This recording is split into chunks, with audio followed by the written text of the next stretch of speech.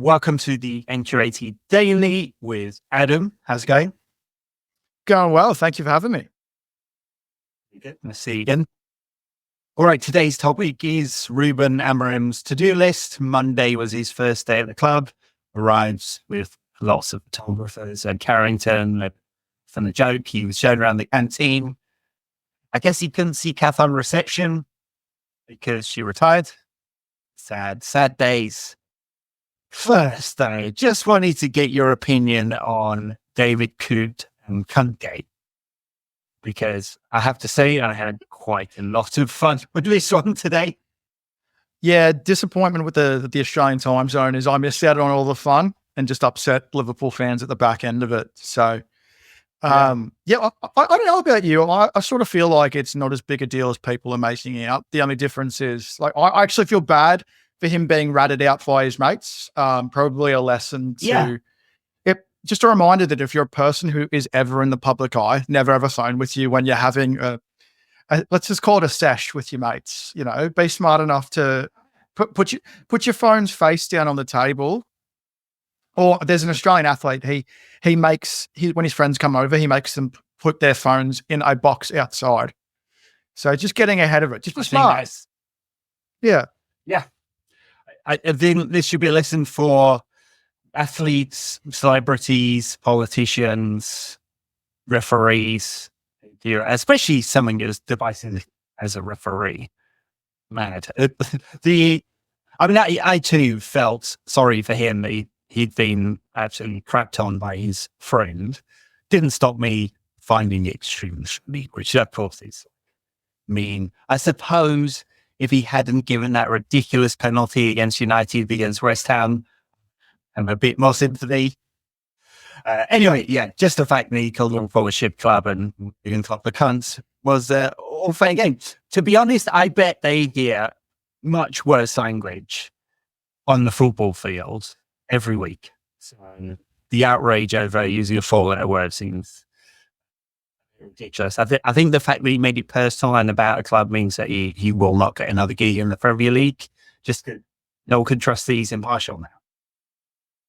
It's a bit of a weird one. So do you think they use him as a scapegoat and sort of just hang him out to dry?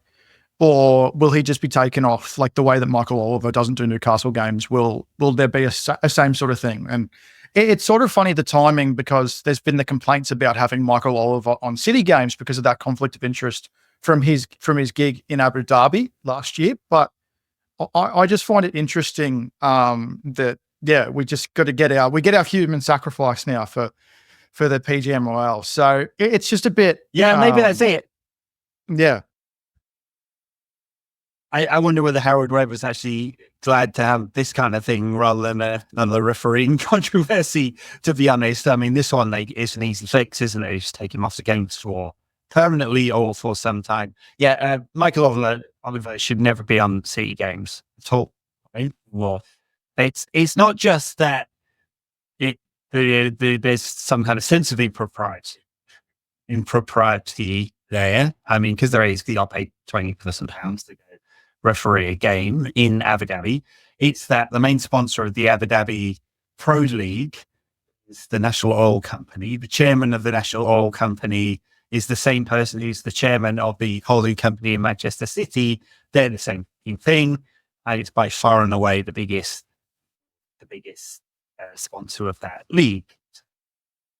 It's just impossible that you could have this conflict of interest. I mean, if he was a judge, he'd be asked to recuse himself from a case, clearly. All right, enough of that nonsense. Ruben Amorim in the door. United, it was good to see everyone laughing and joking, although maybe not Reuben this story, because Ruben's first job as manager of Manchester United was to fire his assistant manager. Not a surprise, but sad nonetheless. Yeah, it is sad. And I think we all knew when, after the game, when he walked over to the Stretford end and he got to have his moment that he never got to have as a player. I think everyone sort of knew. So it was certainly a bittersweet day today in that aspect. Everyone wanted him to stay. No one really believed that he could. You just can't. I just don't think you can have someone, even if it's even if Ruud van Nistelrooy is not actually undermining him, it'll be perceived that he's undermining him whenever there's an opportunity to do so. And that just creates an unnecessary pressure in a job that's going to be at times overwhelming. Yeah, I think that's it, isn't it? It's just look, I'm sure that Ruben Amorim is secure enough in himself and he seems confident enough that he wouldn't think that Ruud could actually backstab him. And in fact, the only way that could really happen is if the results don't go well. But it's the profile of the man that is the big issue. Darren Fletcher is staying, for example. So Ruud has gone, Gail Ogston has gone, the document coach has gone, the chief analyst has gone, and his core team. So the Dutch team is out, the Portuguese team is in. So Amorim has come with 5 coaches, a geriatric goalkeeping coach. He doesn't have to do any of the drills himself, and a bunch of really young guys that have been with him for his sort of short coaching career. So that's job number 1, I guess. Job number 2, he's going to have a skeleton squad to start work with, and that's going to be challenging. Yeah, I think that the difficulty, always coming in mid-season, is how quickly can you implement your ideas. I mean, switching to a back 3 when really only, for example, only Harry Maguire has played regularly in one, and he's not necessarily going to be a starter week to week for right now, at the very least. I just, it's going to be a bit of a trick. And then the wing backs are a problem. We're going to get into all the different priority areas, but I'm not sure what you think. I'm not even sure where he starts. Does he go as simple as radical change, take some lumps early on? Yeah, it's a tricky one, but I guess that's why he's taken on the challenge. Yeah, when Antonio Conte went to Chelsea, he had a few games stuck with a 4-2-3-1. They got stuffed by Arsenal. It was just before the international break, came down with the 3-4-3, never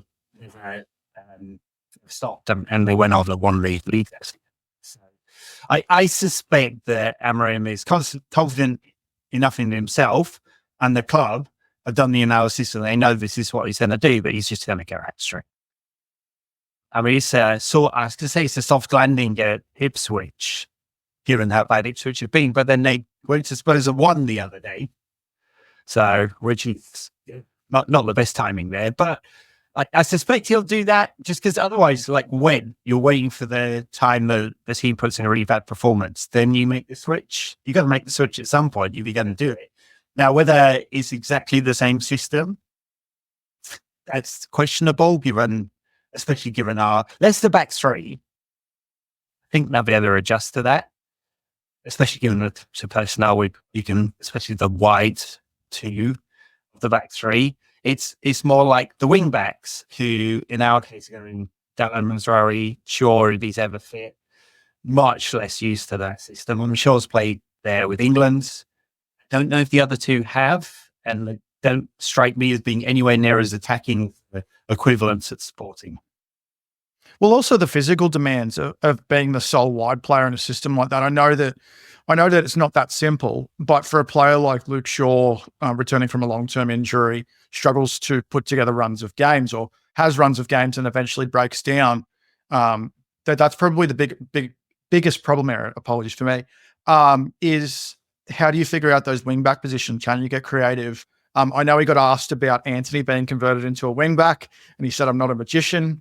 In his press conference yesterday, I believe he did, unless I got duped on Twitter. But it does create some interesting dilemmas. Mazraoui is clearly the best fullback we have. I think that's been established. I don't think too many would say otherwise. But figuring out how to have auxiliary wing backs maybe in the interim, when you're figuring out who your long-term options are going to be, is going to be a dilemma he's going to have to work through. And we know how important fullbacks are in modern football. We've seen the impact they've had at Liverpool in the Jurgen Klopp era.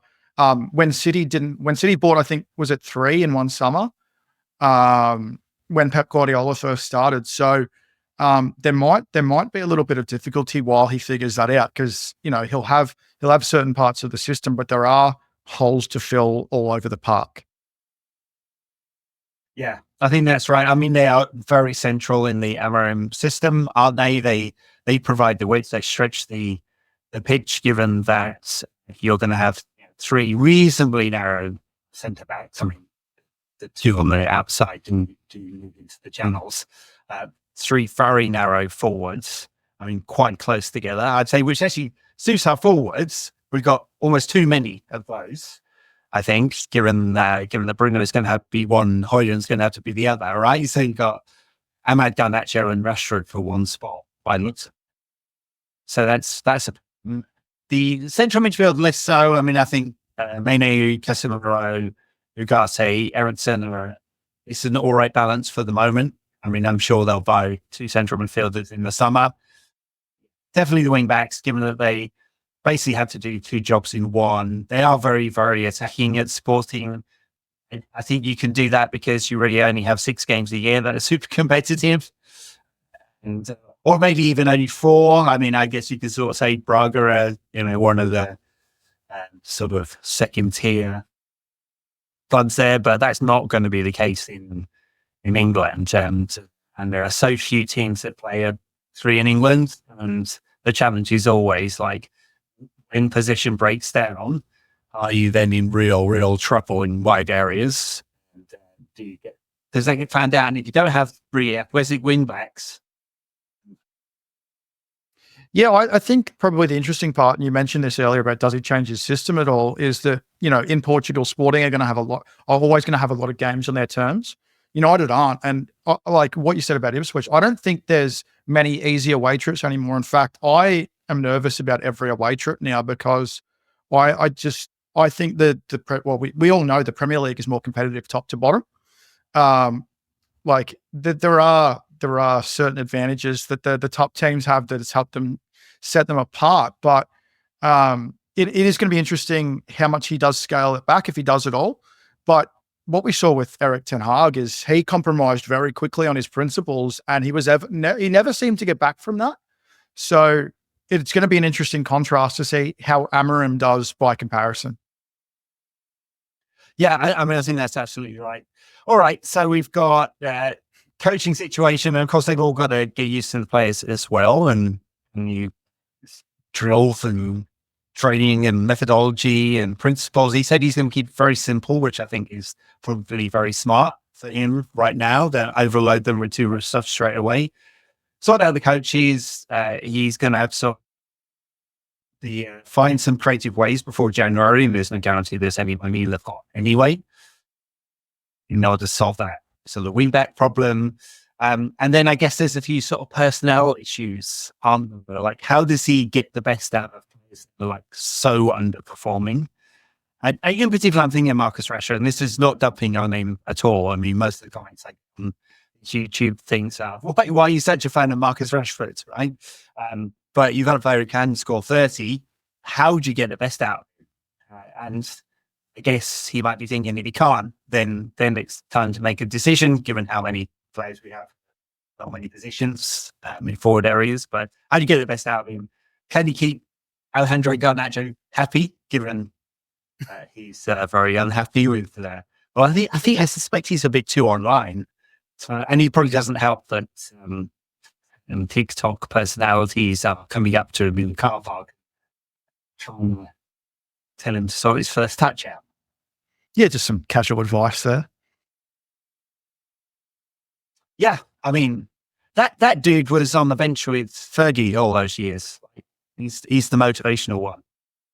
It's just, you saw your first touch out, and Wayne Rooney was like, "Oh, you're right," and they went on to score 260 odd goals. Well, I think the online discussion is an interesting one, right? Because it's like a generational sort of divide, but it's also like, how healthy is it for you to invest yourself in having like this? We know that professional players have burner accounts, or they do operate their socials, and maybe they shouldn't, but it's an interesting discussion of how much do you clamp down on fan behavior versus what's healthy for the individual. So I think it's a bit of both. So Garnacho, after the criticism of what game was it? The criticism of the Chelsea game, posted that thing on Instagram on his stories. And this was before the incident with outside the grounds. So that probably leans more into the two online discussion versus the debate that we've had all week as a result of what happened outside the stadium. But what you said about Marcus Rashford, I think it's fair. Unfortunately, I'm quite a defender of Marcus Rashford online, and that's mainly because I think he gets beaten with the stick too much. But 8 games without a goal now, wasn't good against Leicester, hasn't had a good run. Like, there was a talk about him playing on the right, but these were the run of games probably to get his chance. That said, I think an Amorim system actually should suit him. Like you said about the narrow forwards, we won't be seeing any wingers on the touchline. There won't be any of that unless, of course, a Garnacho or a Rashford is one of those attacking wing backs who plays that more attacking role and the other wing back slots more defensively. So that's an interesting discussion. So does Rashford thrive as that inside forward next to a Bruno Fernandes, or does Garnacho? I actually like that there's less spots. I think it creates a competition that those players probably need if we're going to get the best out of them. So there's a bit of sunny side up for me. You either perform and you figure it out, you compete, or you find a new place to play. Not necessarily someone like Garnacho because he's still young, but someone like Rashford. It is that last chance saloon sort of environment where he's approaching peak saleable price. I know his contract will affect that a lot, but there will be clubs like Paris Saint-Germain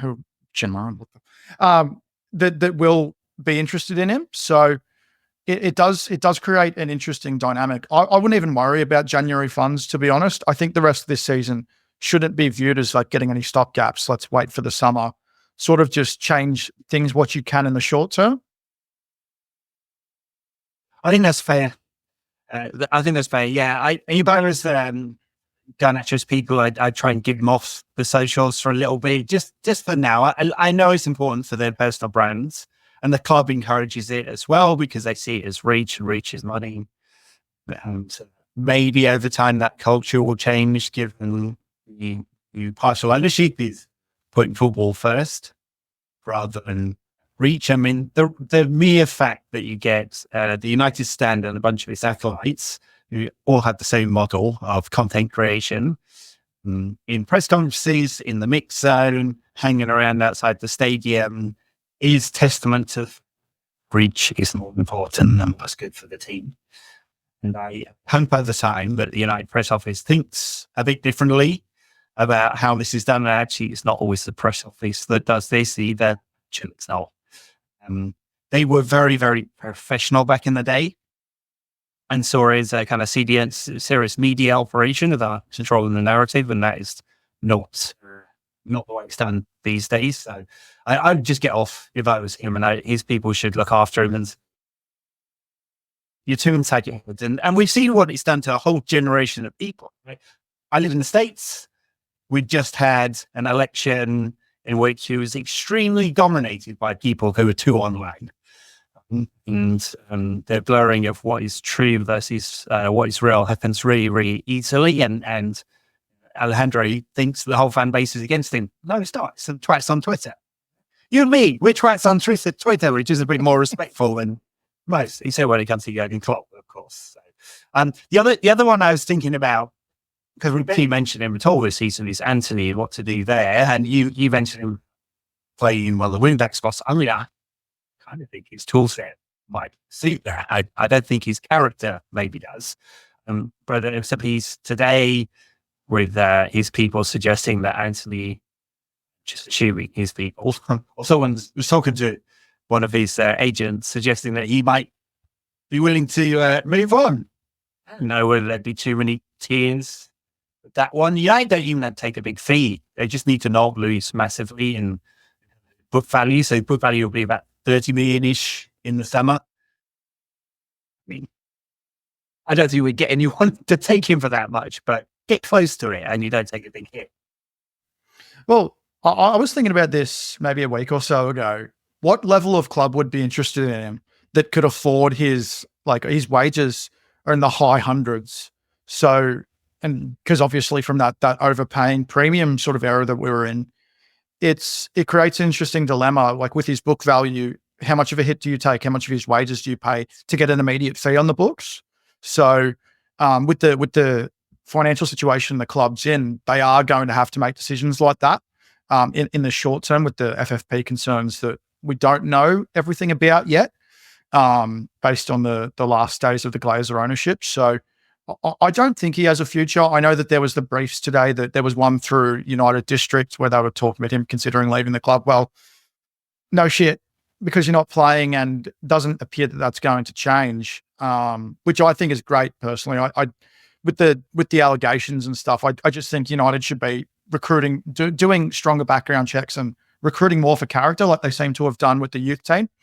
And I think that would be a necessary change. But I wouldn't even worry about him in terms of the forward planning. If you can get him a January loan or something like that, which is unlikely, I wouldn't even consider him unless you're just using him for auxiliary purposes.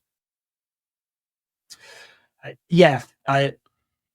think the financial situation will be very much dictated by whether United make Champions League. It's not out of the realms of possibility at all. 5 points away from that fourth spot, even if it feels like the top three might be locked on, or maybe not, given Arsenal's struggles this season, and City.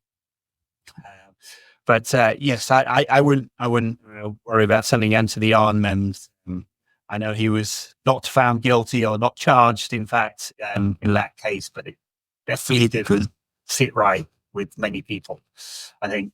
What else is in Amorim's inbox then? I mean, I guess those are the main ones, right? Get to know the team, get his coaches embedded, start to do the basics around the new system, start to think forward plan on personnel, and there'll be a real focus in the summer, assuming it's not an absolutely disastrous last half of the season. I think he's got the kind of force of character and personality that he'll bring the players along with him.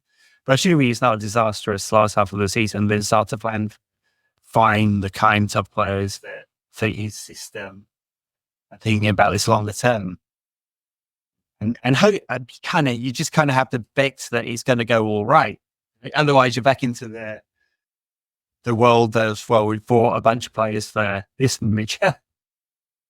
It's the one worry, right, with having such a systems coach. Whereas Ten Hag was a bit more standard, I think.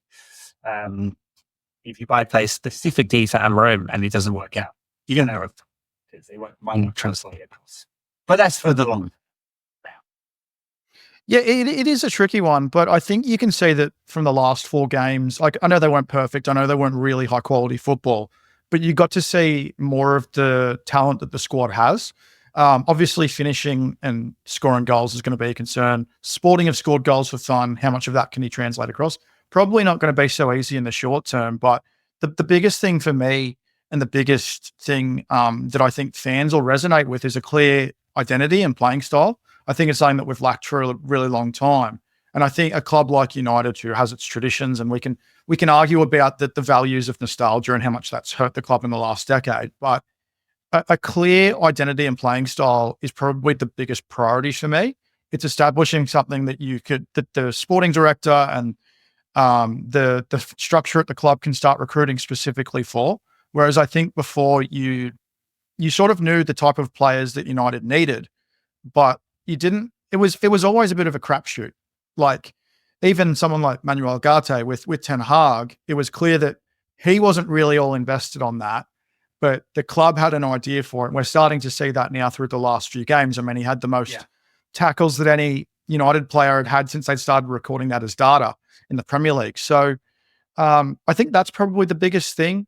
Implement your ideas and stick with them. Just no matter what happens, if it's a couple of rough games, just stick with them, so that so it's not just that the players understand, so the fans can understand it too. This is what we are trying to do. So I think that might cop some external criticism with bad results, or dire performances at times as they adjust to it. But just stick with it, because I think even this season coming in with the new ownership, it was sort of like, there's going to be bad results. We're just got to stick with it. But they were so bad, obviously, that we had to make a change. But we've seen through the last 4 games, there is something to work with. So finishing in the top 6 is not something that's unrealistic. In fact, I'd say right now, it would be disappointing to finish anywhere else. Like, if forget the current league position, we've seen that the league is wide open. So there's certainly enough talent to make it happen. Yeah. All right. Very good. Well, I suppose before he starts any of that work, he does need to get a work permit, which I assume they get. I assume that'll be fine, and I assume all his coaches are going to get one too. But it's all a bit it's this kind of point system, but it's part of the settlement with the government. It goes through the FA and the Premier League. So it's touch wood. That's all going to be fine. All right, Adam. Thank you very much. That's Ruben Amorim, day one. Well, let's hope it's the start. Very long tenure at United. Long tenure. It's a successful one. At last. All right. Bye now. Thanks, everyone.